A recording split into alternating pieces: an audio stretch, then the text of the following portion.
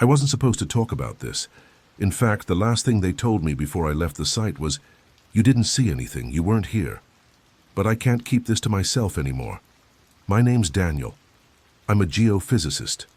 At least, that's the title they gave me for this mission. Truth is, I've worked with government black ops before.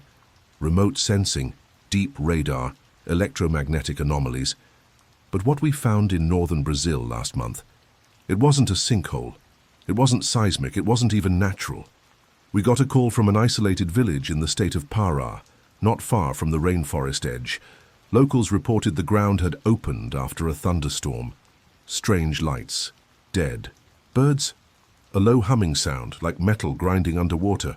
Standard procedure. We expected gas emissions or an underground cavity, but what we found, there was a hill that didn't exist on any of our topographic maps. Fresh, as if it had grown overnight, and right in the center of it, a tear, not a cave, not a crack, a tear in the world. It hovered a few inches above the ground, perfectly vertical, about 2 meters tall. It didn't glow, it didn't make a sound, but it was there, shimmering like heat waves on asphalt. I got too close, and I swear to you, I saw inside it. It wasn't just dark, it was wrong. Like my brain couldn't process the shape of what I was looking at. The air changed. My ears popped. I heard voices, not with my ears, but inside my skull. One word. Repeated in a language I don't know, but understood anyway. Entrada, entry. We tried to secure the site. 2 soldiers entered the tear. Only one came out. He didn't speak. He just stood there, staring, bleeding from the eyes. Later he whispered, something that made my blood freeze. "It's not another place, it's us, is without limits." They brought in containment units the next day.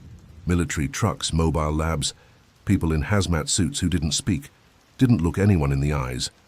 All with one objective, classify and isolate.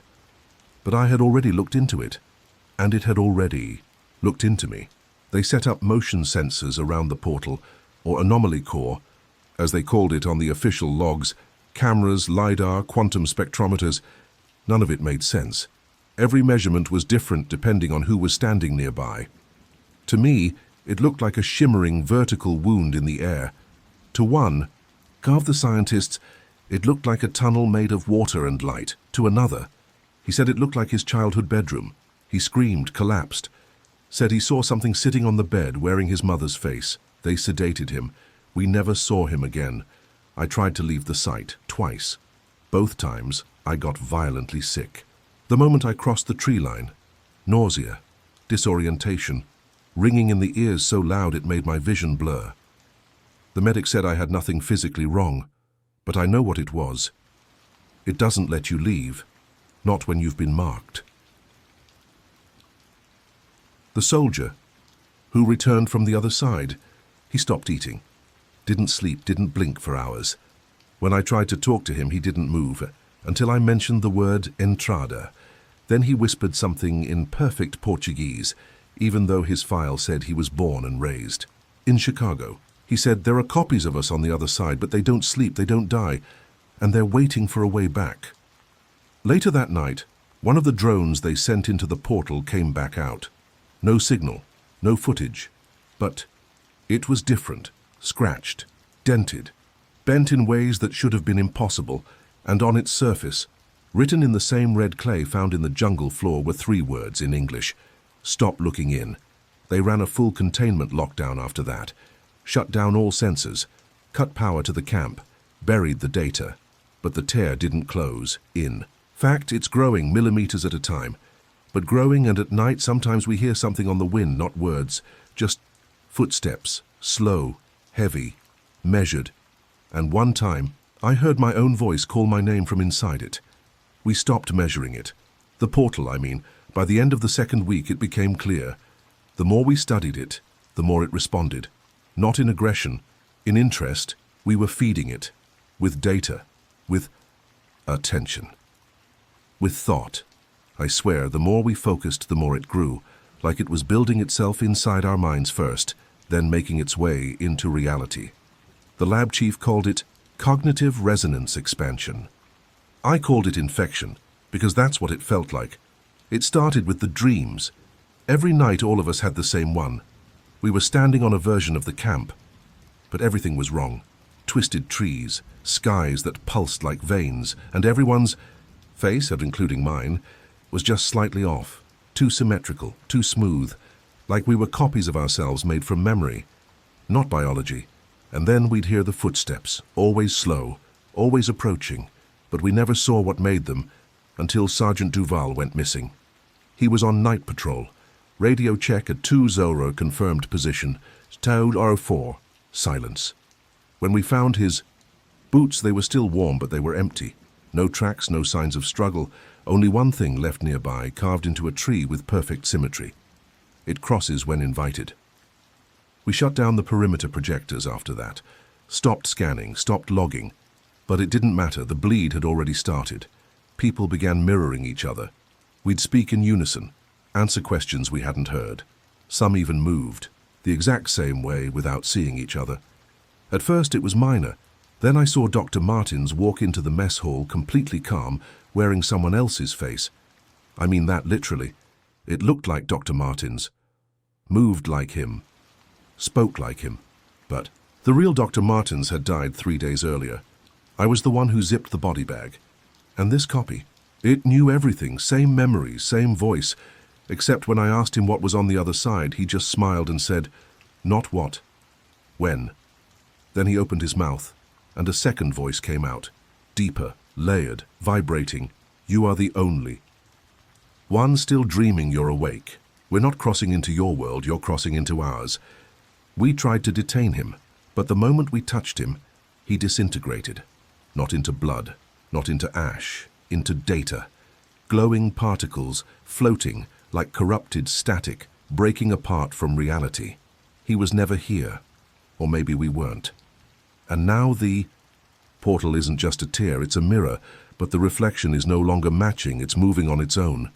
I saw my reflection blink when I didn't, smile when I cried, mouth something I couldn't hear. I recorded it, frame by frame. It said, "Soon. We won't need to visit. You'll open wide enough for us to grow from inside." They're not invading, they're emerging through us. And I think the bleed can't be stopped anymore. It's not coming through the portal. It's coming through us. I thought the effect was localized. I thought if we burned everything, the logs, the gear, the samples, maybe we could stop it from leaking out. I was wrong. I started receiving emails from researchers across the world, from Japan, Iceland, Morocco. People I'd never spoken to before, all reporting the same symptoms. I woke up today and remembered a language that doesn't exist. I saw a structure in my dreams, organic, metallic, breathing. My son called me by a name I've never told anyone, not even him. And worse, some of them attached images, sketches, videos, all different. But one thing in common, the mirror. A reflective surface, suspended in air with no support, sometimes pulsing, sometimes still, but always showing something just off. A version of Earth where the colors are colder, the geometry is sharper, and the people, they look human until they move. I saw a clip from a gas station in Sao Paulo, security footage. 36 a.m. A man walks in, hoodie, sunglasses, normal, until he turns to the camera. His face is mine. Not similar, mine. Down to the scar on my lips. Got when I was 9, except I was never in Sao Paulo, I was in the bunker. And when he smiled, the lights went out. And when they came back, he was gone. Vanished. The cashier, she went catatonic. And when she woke up, she spoke only in a language that matched none of Earth's dialects. And then she said, in perfect English, "The bleed has reached your side. The shell is thinning. Some of you will adapt. Some of you will not. The government's trying to cover it up, labeling the incidents as psychological breakdowns, mass, psychosis, cyber attacks. But I've seen the raw data. I've seen the spike in neurological anomalies. Whole cities are reporting phantom time, days that feel like they happened twice, hours missing. Some people are drawing blueprints in their sleep, designs for machines that don't make sense, but feel intuitively right. And the worst, Some people just stop being human altogether. They speak normally, eat, work, smile, but you look in their eyes and they're not looking back. I met one in Brasilia. She shook my hand, held it too long, and whispered, "You're the one who touched it, right? It remembers you." And when I blinked, she was gone. No one else saw her. No trace on security cams. No record she ever worked there. I don't know if she was real or if she was part of me, because now I don't trust my own thoughts. I don't know which memories are mine anymore, or which reality I'm still in. All I know is this: the portal in Brazil was never an entry. It was an exit. And now, something is walking out. They started appearing everywhere. Not portals, reflections. At first in mirrors, then in windows, then in pools of water, even in screens turned off. At specific hours, not regular, not daily. You'd catch a glimpse of something else. A version of your room with the furniture reversed, your face older or younger, or smiling when you weren't. And then it would blink and vanish. But not before you felt it. That cold ripple in your chest, like something had just walked past your soul. I tried to warn the media. They laughed. Some called it viral marketing. Others called it mass hysteria, until the mirrors started talking back. In Toronto, a live broadcast was interrupted. A news anchor paused mid-sentence, stared at the camera, and his own reflection kept moving. It smiled, leaned forward, and said, "This version is unstable. Integration begins now." Then both versions collapsed, in perfect sync, gone. That video was deleted in under 4 minutes, but it was too late. People saw, and worse, people believed. The bleed accelerated. We call it fractal drift. Different realities and/or timelines, cracking and sliding into ours. Some people vanished, others duplicated. Some began reciting memories of events that never happened, world wars that ended differently, technology that never existed. People, they loved who were never born here, and all of them said the same thing: the sky is wrong. In Brazil, the original site collapsed in on itself. The anomaly imploded into pure silence. No sound, no light, just absence. And from that void came a new kind of portal, no longer vertical, spherical, expanding, floating above the rainforest, rotating like a living eye. It wasn't shimmering anymore. It was clear, too clear. Inside it, you could see versions of Earth, stacked like glass slides, slightly different, slightly corrupted, and on each one the same figure. Not a god, not an alien, a shape, a silhouette made of mirrored fragments, watching, waiting, feeding. From every screen on Earth came the same phrase, no matter the language, no matter the device. Singularity. Achieved collapse complete. Prepare for alignment, and then came the light. Not white, not blinding, a color I don't know the name for. A color that felt like my memories were being played backwards.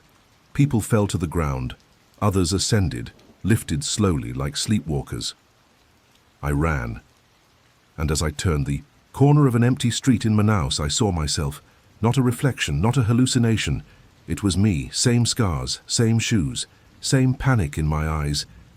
But he smiled, reached out, and whispered, "You're almost ready." Then he vanished.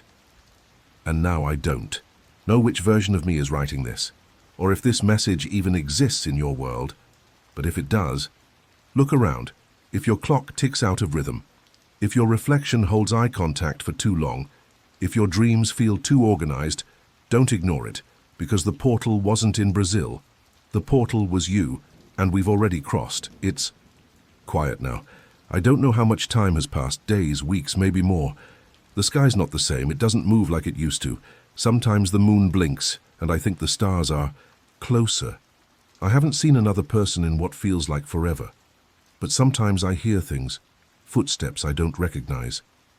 Laughter that sounds like mine, my own voice, calling from behind doors I never opened. I live in the ruins of an old transmission station. It's the only place where the signal doesn't reach me, at least not fully. There's this hum that never goes away, like the planets breathing through machines now. I don't sleep much. When I do, I wake up in different, Rooms. Not dream rooms, real ones. One time I opened my eyes and was lying in a bedroom I swore belonged to my grandmother. But the walls were made of glass and outside there were 3 suns. I closed my eyes and wished it away. It worked, I think. I started writing this so that if there's still another version of Earth, one that hasn't crossed yet, someone might read it and understand what's coming. Or maybe I'm not writing this at all. Maybe you're dreaming me right now. That's the thing no one tells you when the bleed finally settles. You stop knowing who's the original. You stop caring. I see the portal sometimes, just hovering over the treetops in the distance, perfectly still, and sometimes I feel something watching from inside it, not hostile, not cruel, just waiting. And I think I finally understand this was never an invasion, it was an invitation and we accepted. So if you're reading this, and your world still feels intact, look closely, check the mirrors, watch your shadow when you walk alone. Listen for footsteps that don't match yours. And if one day your reflection whispers something you can't quite hear, don't respond, just nod. Because when the time comes, you'll remember that you were always meant to cross. We all were, and some of us already have. This is my last message. Whatever I was, whatever version I came from, I hope it mattered. Goodbye. Daniel, end of transmission.